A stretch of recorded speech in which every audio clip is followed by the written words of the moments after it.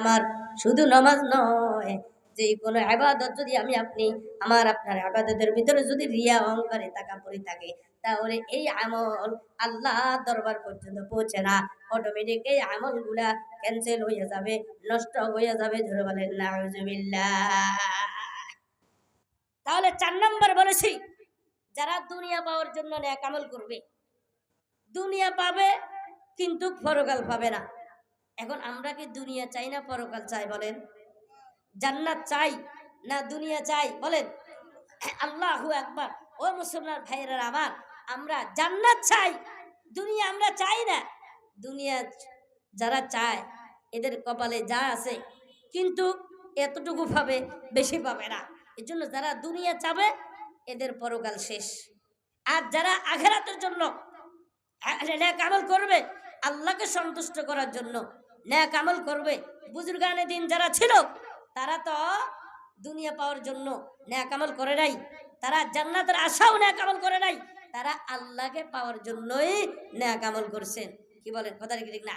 আব্দুল কাদের জিলানী রহমতুল্লাহি আলাইহি কেমন আল্লাহর প্রেমিক ছিল। উনি আল্লাহকে বলতেছে, আল্লাহ যদি আমাকে জাহান্নামে দেন, আমার কোনো গুনার কারণে আমি যদি জাহান্নামে যাই, তবে জাহান্নামের এমন জায়গায় আমাকে রাখবেন যেখান থেকে আমি আপনাকে দেখতে পাই। জোরে বলেন সুবহানাল্লাহ। তাহলে তারা জান্নাতের জন্য ইবাদত করতেন না, তারা আল্লাহকে পাওয়ার জন্য ইবাদত করত। কি বলেন? কথা ঠিক না? মাল্লাহুল মাওলা ফালাহুল কুল। আল্লাহকে পাওয়ার জন্য যারা ইবাদত করবে, আল্লাহ তাদের জন্য হয়ে যাবে। আল্লাহ যার হবে, তাহলে পৃথিবী তার। কি বলেন? কথা ঠিক না? আরো যারা ঠিক না? এই জন্য মুহতারাম হাজরিন, আমরা নেক আমল করব জান্নাতের আশায়। শুধু জান্নাতের আশা না, বরং মাওলা পাককে পাওয়ার আশায়। দুনিয়ার আশার জন্য, দুনিয়া পাওয়ার জন্য আমরা নেক আমল করব না। যদি দুনিয়া পাওয়ার জন্য আমরা নেক আমল করি, তাহলে আমরা দুনিয়া পাবো, পরকাল পাবো না। আল্লাহ পাক আমাদেরকে আল্লাহ পাককে পাওয়ার জন্য নেক আমল করার তৌফিক দান করুক। সকলে বলুন আমিন। আর যারা বলেন আমিন।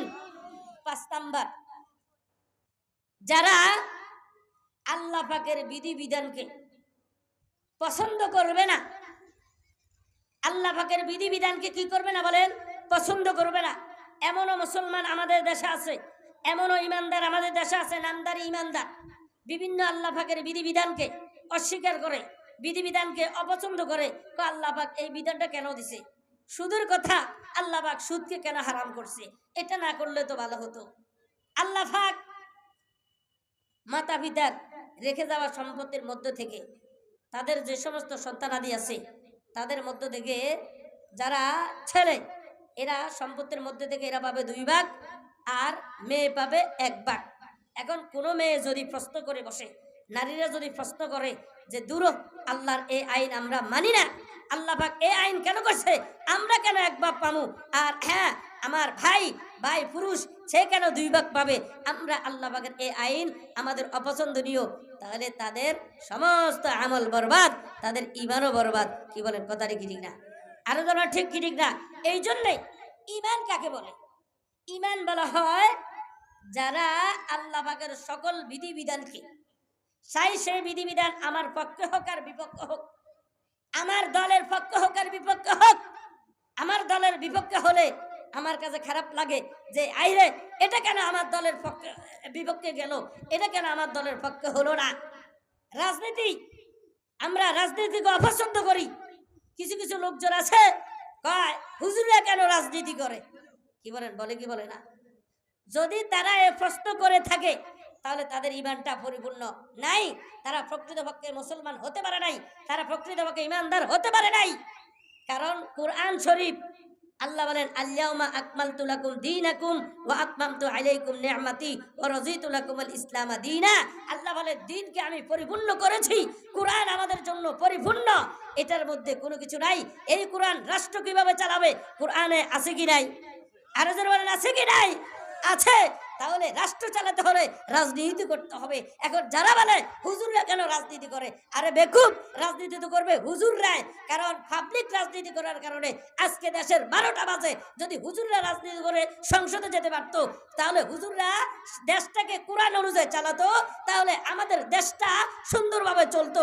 চোর, বাটফার, ডাকাত, সন্ত্রাসী এগুলা আমাদের দেশে আর থাকতো না। দুর্নীতিবাজ, চাঁদাবাজ এগুলা আর আমাদের দেশে থাকতো না। আজ হুজুররা রাজনীতিতে পিছিয়ে থাকার কারণেই তো আমাদের দেশে চোর বাটফাররা আগায় যাওয়ার কারণে দেশের 12টা বাজতেছে। কি বলে কথাটি কি ঠিক না? এই জন্য কেউ যদি বলে রাজনীতি তো কোরআনে নাই, রাজনীতি তো ইসলামে নাই, তাহলে সে পরিপূর্ণ ইমানদার হতে পারে নাই। এই জন্য মুহতারাম হাজিরিন, তাহলে 5 নম্বর বলেছিলাম যে আল্লাহ পাকের এই বিধান আমি পছন্দ করুম, ওই বিধান আমি পছন্দ করবো না, না, এমন হলে হবে না। বরং আল্লাহ পাকের যে সমস্ত বিধিবিধান আছে, চাই আমার পক্ষে আসুক, আমার বিপক্ষে আসুক, আমার রাজনীতির পক্ষে আসুক, রাজনীতির বিপক্ষে আসুক, আমার দলের পক্ষে হোক, আমার দলের বিপক্ষে হোক, আমার গ্রামের, আমার আত্মীয় স্বজনের পক্ষে হোক, আত্মীয় স্বজনের বিপক্ষে হোক, আল্লাহ পাক বলেছেন, আল্লাহ রসুল বলেছেন, এটা আমাকে মেনে নিতে হবে, এটা আমাকে পছন্দ করতেই হবে। এটার নামে হলো ঈমান। আমি যদি আল্লাহর কোনো বিধিবিধানকে অপছন্দ করি, তাহলে আমার ঈমান আমল বরবাদ হয়ে যাবে, ক্যান্সেল হয়ে যাবে। জোরে বলেন কথাটি কি ঠিক না? তাহলে মুহতারাম হাজিরিন, আমল ধ্বংস হয়, আমল বরবাদ হয় কয়েকটা কারণে। 1 নম্বর বলেছিলাম, যারা আল্লাহ পাকের বিধিবিধানকে অস্বীকার করবে। 2 নম্বর, যারা আখিরাতকে অস্বীকার করবে, তাদের আমলও ক্যান্সেল হয়ে যাবে। 3 নম্বর বলেছিলাম, যারা শিরক করবে, যারা কি করবে বলেন, শিরক করবে, তাদেরও আমলগুলা নষ্ট হয়ে যাবে। 4 নম্বর, যারা আল্লাহ পাকের বিধিবিধানকে কি করবে, অপছন্দ করবে, তাদের আমলগুলাও কি হয়ে যাবে বলেন, তাদের আমলগুলাও নষ্ট হয়ে যাবে। তাহলে আমরা যে ঈমান আমল এনেছি, ঈমান এনেছি, আর রমজানে যে আমল করেছি, আমরা এই আমলগুলোকে নষ্ট করব না। আর নষ্ট কি কি কারণে হয় তাও বলেছিলাম। 1 নম্বর আমাদের যে করণীয়, 1 নম্বর করণীয় হলো আমরা আমলগুলোকে কি করব না বলেন, নষ্ট করব না। 2 নম্বর, আমরা হেদায়েতের পরিবর্তে পথভ্রষ্টতাকে বেছে নিব না। কি নিব না বলেন, হেদায়েতের পরিবর্তে পথভ্রষ্টতাকে বেছে নিব না। এই মর্মে আল্লাহ রাব্বুল আলামিন বনি ইসরাইলের এক ব্যক্তির ঘটনা আল্লাহ পাক নকল করে বলেন, আল্লাহ পাক আল্লাহ রাসূলকে সম্বোধন করে বলেন, ওগো নবীজি, আপনি আপনার উম্মতদেরকে বনি ইসরাইলের এক ব্যক্তির কথা শুনাইয়ে দেন, যেই ব্যক্তি ছিল অত্যন্ত বুজুর্গ, অত্যন্ত বড় আলেম, মুস্তাজাবুদ দাওয়াত ছিল। মুস্তাজাবুদ দাওয়াত কাদেরকে বলা হয়? যাদের দোয়া কবুল হয় তাদেরকে বলা হয় মুস্তাজাবুদ দাওয়াত। ওই ব্যক্তির দোয়া আল্লাহ পাক কবুল করতেন, যার নাম হলো বালআম ইবনে বাউরা। এই বালআম ইবনে বাউরা, তার দোয়া কবুল হতো। সেই বড় বুজুর্গ ছিল, অনেক বড় আলেম ছিলেন, অনেক বড় জ্ঞানী ছিল। কিন্তু লোকজন আসি তার কাছে বলতেছে যে, হে বালআম ইবনে বাউরা, আপনি তো আল্লাহর ওলি, আপনি তো মুস্তাজাবুদ দাওয়াত, আপনি আল্লাহর কাছে যা বলেন তাই আল্লাহ পূরণ করে, আল্লাহ কবুল করে।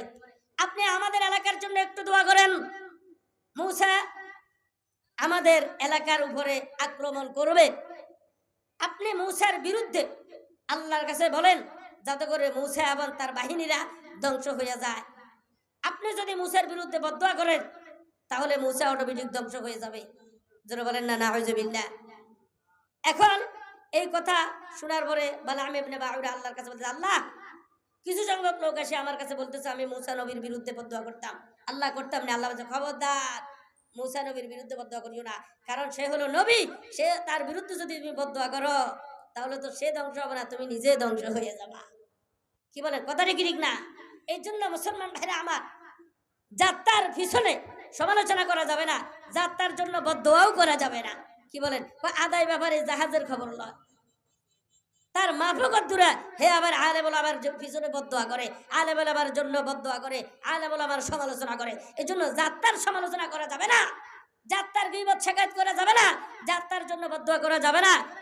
আমি যাদের জন্য, এমন ব্যক্তির জন্য যদি আমি বদদোয়া করি, এমন ব্যক্তির সমালোচনা করি যার সাথে আল্লাহর সম্পর্ক, তাহলে তার কিছু হবে না, বরং আমার নিজের ক্ষতি হয়ে যাবে। কে বলেন, কথাটি কি না? এই জন্য বালআম ইবনে বাউরা আল্লাহর কাছে বলছে, আল্লাহ, মূসা নবীর বিরুদ্ধে আমি কি বদদোয়া করতাম নি? আল্লাহ বলছে, না, বদদোয়া করলে তুমি ধ্বংস হয়ে যাবে। বদদোয়া করে নাই। লোকজন সে বলছে লোকজনের কাছে যে না, আমি মুসা নবীর বিরুদ্ধে বদদোয়া করতে পারবো না। তারপর কিছুদিন পরে আবার আসছে, এবার আসতে হাদিয়া তোফা নিয়ে এসছে বালাম ইবনে বাউরার জন্য, এবং তার স্ত্রী বালাম ইবনে বাউরার সুন্দর স্ত্রীর কাছে যাইয়া বলতেছে যে আপনি আপনার স্বামীকে বলেন মুসা নবীর বিরুদ্ধে যাতে করে আল্লাহর কাছে একটু বদদোয়া করে, মুসা নবী না হয় আমাদের উপর আক্রমণ করবে, আমরা ধ্বংস হয়ে যাব। এখন বালাম ইবনে বাউরার স্ত্রী বালাম ইবনে বাউরাকে বলতেছে যে আপনি মুসা নবীর বিরুদ্ধে একটু বদদোয়া করেন, অসুবিধা কি? কয় না, মুসা নবীর বিরুদ্ধে বদদোয়া করা যাবে না। কয় না, কোনো অসুবিধা নাই, আপনি বদদোয়া করেন, কোনো সমস্যা না। আপনি যদি বদদোয়া না করেন তাহলে আমি আপনার ঘর করব না, আপনার সংসার আমি থাকবো না।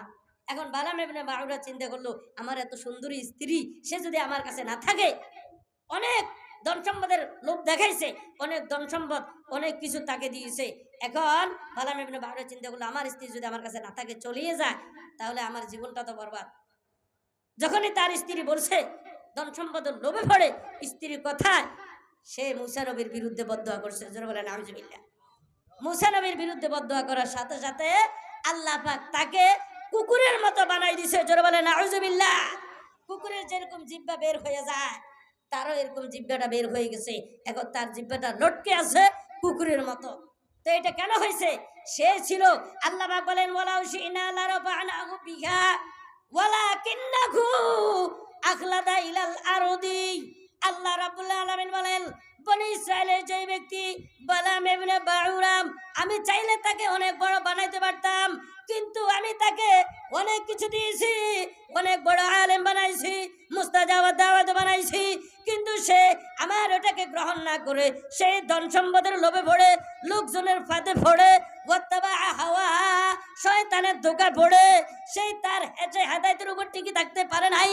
আমার মুসা নবীর বিরুদ্ধে বদদোয়া করেছে, এই মুসা নবীর বিরুদ্ধে বদদোয়া করার কারণে সে ধ্বংস হয়ে গেছে। আমি আল্লাহ তাকে কুকুরের মতো বানাই দিয়েছি। জোরে বলেন নাউজুবিল্লাহ। এই জন্যে আল্লাহ পাক আমাদেরকে হেদায়েতের উপরে রাখছে, আমাদেরকে ঈমান আমলের উপরে রাখছে, কিন্তু আমরা ধন সম্পদের লোভে পড়ে, টাকার লোভে পড়ে আমরা আমাদের ঈমানকে বিক্রি করব না, আমাদের ঈমানকে নষ্ট করব না, আমাদের আমলগুলোকে কি করব না বলেন, নষ্ট করব না। হেদায়েতের পরিবর্তে আমরা আমাদের গুমরাহি পথভ্রষ্টতাকে বেছে নেব না। আমাদের ঈমান তো মোমবাতির মতো, মোমবাতির আগুনের মতো, ফু দিলে নিভে যায়। কি বলেন, ঠিক কি ঠিক না? আমাদের ঈমান কত বছর চলে যায়, যদি কালেমা পড়ি তাহলে আসবে, নচেত তো আর আসবে না। যেমন নির্বাচন আসলেই আমাদের ঈমানটা অটোমেটিক বিক্রি হয়ে যায়। কি বলেন, নির্বাচন আসলে যে কেউ হাসুক, 1000 টাকা দিছে তো আপনাকে, চাচা আমাকে ভোটটা দিয়েন, ঠিক আছে আপনারে ভোটটা দেব। একজন আসি 1500 টাকা দিছে, আমি তো কলা গাছ মার্কা ভোট দাঁড়াইছি, আপনি আমাকে ভোটটা দিন, ঠিক আছে আপনাকে ভোটটা দিব, কোনো অসুবিধা নাই।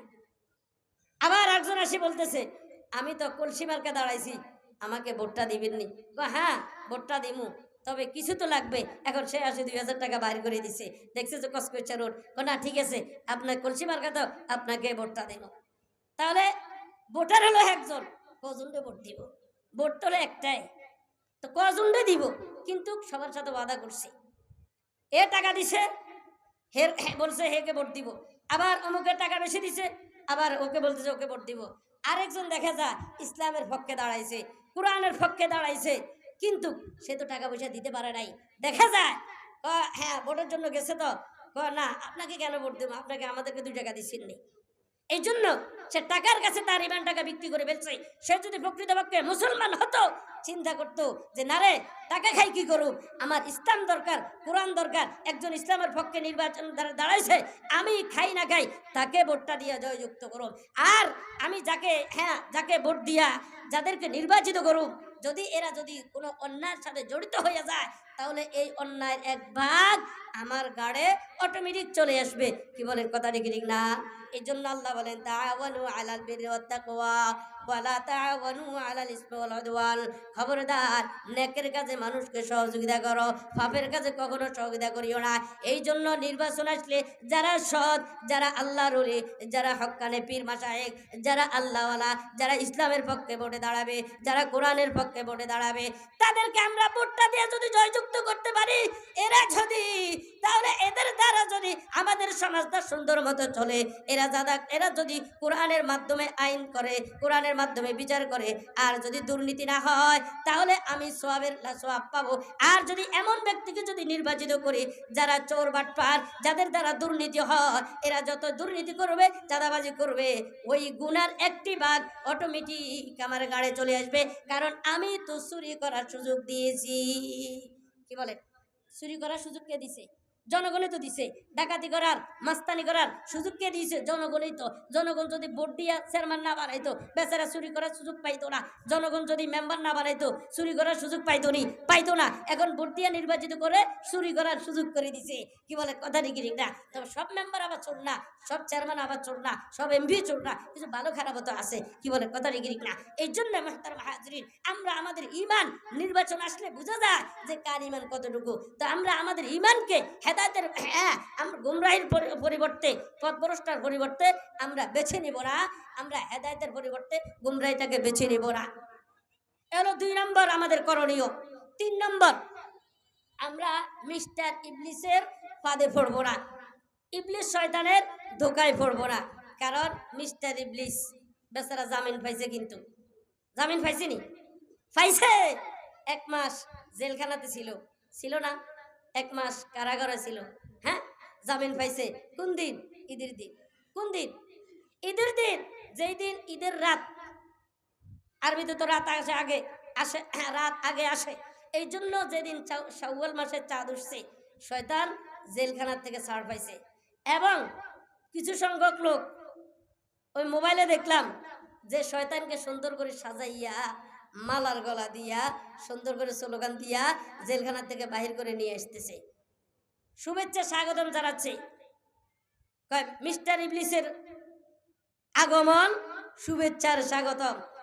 লাল গোলাপ শুভেচ্ছা সন্ত্রাসীদের পক্ষ থেকে, লাল গোলাপ শুভেচ্ছা চোর ডাকাতের পক্ষ থেকে, লাল গোলাপ শুভেচ্ছা চাঁদাবাজির পক্ষ থেকে, লাল গোলাপ শুভেচ্ছা। কি বলেন?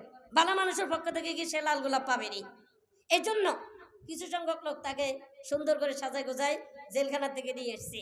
এখন সেই বের হয়ে গেছে। শাওয়ালের চাঁদ উঠার সাথে সাথে বের হওয়ার পরে সেই মানুষের মোবাইলে একটা মেসেজ দিয়ে দিছে। কি মেসেজ? যেদিনে ঈদের রাত শুরু হয়, আমি তো আসছি, হে অমুক, হে তমুক, মোবাইল দেখো, আমি তো চলে আসছি। আরে শয়তান আসার পরে, ছাড় পাওয়ার পরে সে যখন দেখতেছে সবার আমল নামায় অগণিত অসংখ্য নেকি, তার তো মাথা খারাপ হয়ে গেছে। কি রে, 1 মাস আমি আবদ্ধ ছিলাম আর তারা এত নেকি কামাই করছে, এটা কেমনে? আচ্ছা, এত নেকিগুলো দেখাইয়ে 1 রাতে সব শেষ করে ফেলাবো। কেমনে? সবার মোবাইলে স্ট্যাটাস দিয়ে দিচ্ছে শয়তান মিস্টার ইবলিস, আমি আসছি, সবাই প্রস্তুত থাকেন। সবাই যখন এই মেসেজটা পাইছে, ইবলিসে যখন মেসেজ দিয়ে দিছে, দেওয়ার পরে সবাই মেসেজটা পাওয়ার পরেই এবার দৌড়ে চলে গেছে। কেউ চলে গেছে বাজারে, কেউ চলে গেছে দোকানে, হ্যাঁ, ট্যাক্সি টানার জন্য, কেউ চলে গেছে মার্কেটে ঘুরার জন্য। ওই দিন এশার নামাজ নাই, ফজরের নামাজ নাই, পুরো রাত মার্কেটে চলে যায়, গান বাজনাতে চলে যায়, নাচ গানে চলে যায়। কি বলেন? কথা ঠিক না? আরো জন ঠিক না? এই জন্য মিস্টার ইবলিস জেলখানা থেকে আসার পরে সবার মোবাইলে মেসেজ দিয়ে দিছে যে আমি তো চলে আসছি, যাও। যুবকদেরকে বলতেছে ট্যাক্সি নিয়ে আসো, তাড়াতাড়ি তোমার এলাকার মধ্যে গান বাজনার অনুষ্ঠান করো, ঈদের নাচ লাগাই দাও, ঈদের গান বাজাও, জোরে জোরে বাজাও, আর বিভিন্ন জায়গার মধ্যে বাজি ফুটাও। যাও, মার্কেটে চলে যাও। এশার নামাজ লাগবে না, ফজরের নামাজ লাগবে না। পুরা মাস, রমজান মাসে একটা দিনও তোমার এশার নামাজ কাজা হয় নাই, ফজরের নামাজ কাজা হয় নাই। এত আমল দিয়া কি করবা? আমি ছিলাম না, তুমি নেকি দিয়া বরবর করে ফেলছ। তুমি আমলের দিয়া তুমি সব অগণিত অসংখ্য নেক আমল, তোমার আমল নামা ভরপুর হয়ে আছে।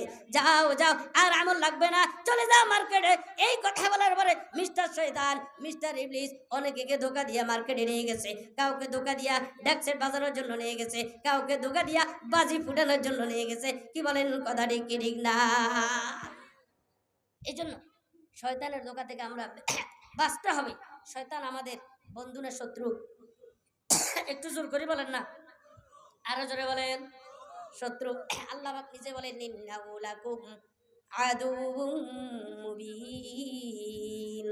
শয়তান তোমাদের গোপনীয় না, বরং প্রকাশ্য শত্রু। কি শত্রু? প্রকাশ্য শত্রু। বলতে পারেন প্রকাশ্য শত্রু হলে দেখি না কেন? শয়তানকে কি দেখা যায়নি? না, শয়তানকে দেখা যায় না, কিন্তু শয়তান আমাদেরকে দেখতেছে। দেখে না?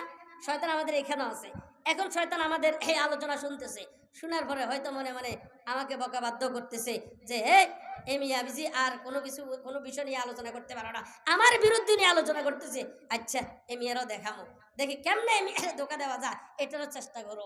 কি বলে? কিন্তু শয়তান আমাদেরকে দেখতেছে, আমরা কিন্তু শয়তানকে দেখি না। কি বলেন? আচ্ছা শয়তান যদি আমাদের দুশ্মন হয়ে থাকে, শত্রু হয়ে থাকে, দুশ্মনের খারাপ চায় না ভালো চায়? এবার বলেন, আরো জোরে বলেন। শত্রুর ভালো চায় না খারাপ চায়? আরো জোরে বলেন। তাহলে শয়তান যদি আমাদের শত্রু হয়ে থাকে, শয়তান আমাদের ভালো চাবে না খারাপ চাবে? আরো জোরে বলেন, আর একটু জোরে বলেন। খারাপ চাবে। জীবনেও সে আমাদের ভালো চাবে না। সে চাবে আমাদেরকে জাহান্নামে নিয়ে যাওয়ার জন্য।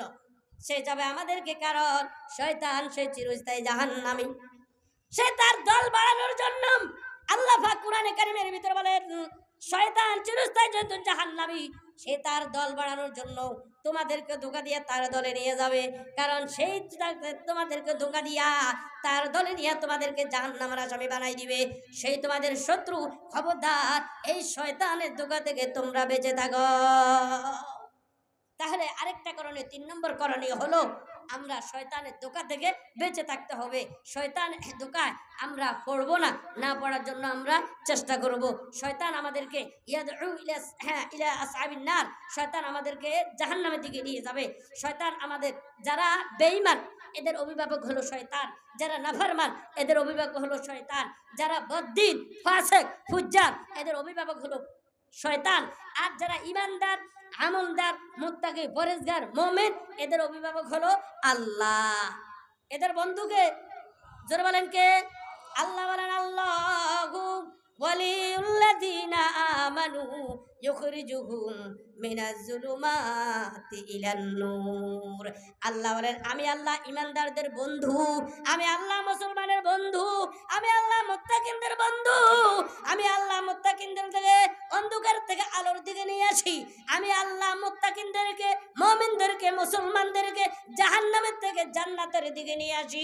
জোরে বলেন সুবহানাল্লাহ।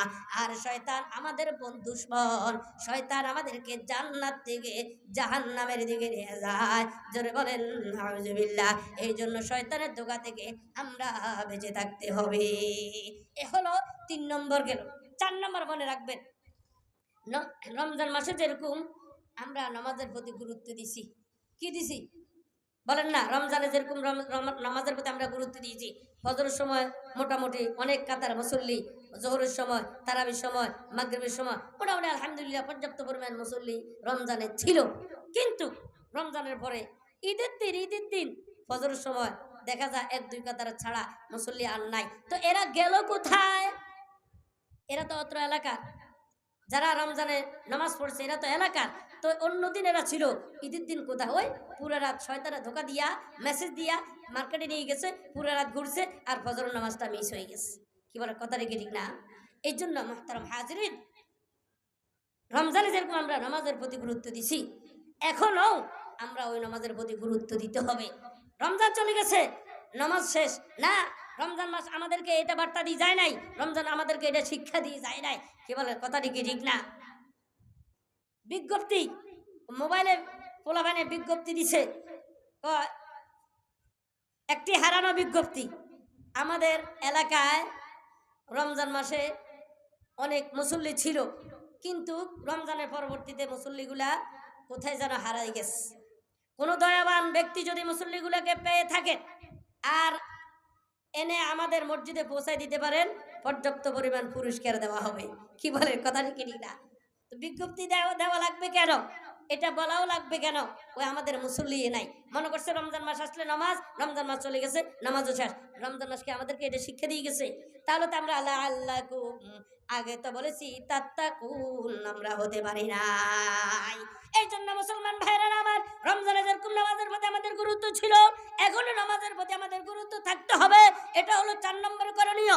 5 নম্বর করণীয়, রমজান মাসে আমরা যেরকম কোরআন কারিমের প্রতি গুরুত্ব দিয়েছি, এমন কোনো মানুষ নাই মোটামুটি যে কোরআন শরীফ তেলাওয়াত করে নাই।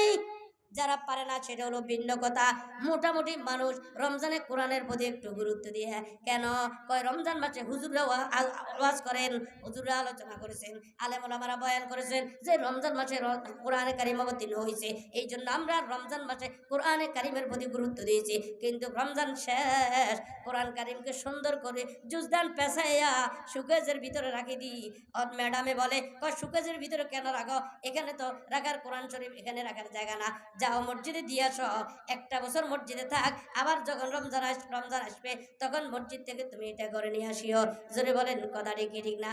তাহলে আমাদের করণীয় এমনই। এই জন্য ভাইরা আমার 5 নম্বর, হ্যাঁ, আমরা যে রমজান মাসে যেরকম কোরআনের প্রতি গুরুত্ব দিয়েছি, এখনো আমরা এরকম কোরআনের প্রতি গুরুত্ব দিতে হবে। কি বলেন কথাটি কি ঠিক না? আল্লাহ রাব্বুল আলামিন আমাদের সকলকে এই সমস্ত করণীয়গুলা পালন করার তৌফিক দান করে, সকলে বলুন আমিন। আরেকটা করণীয় বলে দিই, সেটা হলো নবীজি বলছেন যে মান সামা রমাজান সুম্মা আতবাহু সিত্তাম মিন শাওয়াল কানা কাসিয়ামি দাহরি, যে ব্যক্তি রমজানের রোজা রাখার পরে শাওয়াল মাসে 6টি রোজা রাখবে, আল্লাহ রাব্বুল আলামিন তার আমলনামায় পুরা বছর রোজা রাখলে যে পরিমাণ সওয়াব হতো, 6 রোজা রাখার কারণে পুরা বছরের রোজার সওয়াব আল্লাহ পাক আমাদের আমলনামায় দান করবেন। জোরে বলেন সুবহানাল্লাহ। আল্লাহ পাক রমজানের পরবর্তীতে এখন আমাদেরকে এই সমস্ত করণীয়গুলা পালন করার তৌফিক দান করুক, সকলে বলেন আমিন। আরো জোরে বলেন আমিন। রমজানে যেরকম আমরা ঈমান আমলের প্রতি গুরুত্ব দিয়েছি, সারা বছর মৃত্যু পর্যন্ত যাতে করে এরকম গুরুত্ব দিতে পারি, আল্লাহ পাক আমাদেরকে কবুল করে নেক, সকলে বলেন আমিন। আমরা অত্র মাদ্রাসার জন্য দোয়া করব, যারা মাদ্রাসার জন্য